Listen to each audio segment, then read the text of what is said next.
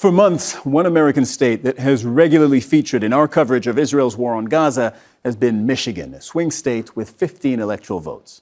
For decades, Michigan has been part of the Democrats' so-called blue wall, voting for the party in election after election until 2016.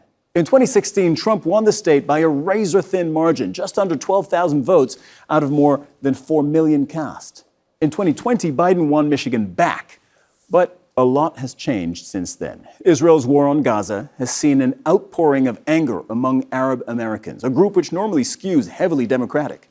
And Michigan is the swing state with the largest share of Arab American voters. Does the war affect how they vote? Absolutely. Earlier this year, more than 100,000 Democrats punished Joe Biden for his handling of the conflict, voting against him during Michigan's primary. Instead of supporting his renomination as candidate, they chose uncommitted. And less than 2 months before Election Day, the uncommitted national movement declared that it would not endorse Kamala Harris, or Donald Trump for that matter.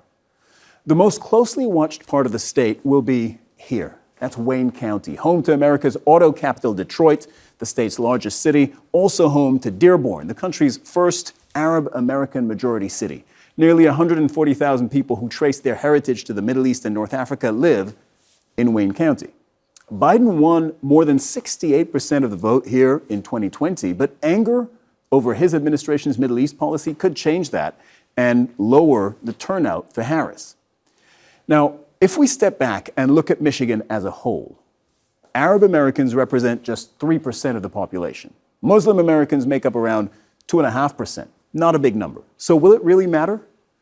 Arab American support is flowing to minor party candidates. That's bad news for Harris. But there's a long history of them doing well in the polls, but getting few actual votes on Election Day. And it's just as possible that voters unhappy with both Trump and Harris will stay home and not vote at all.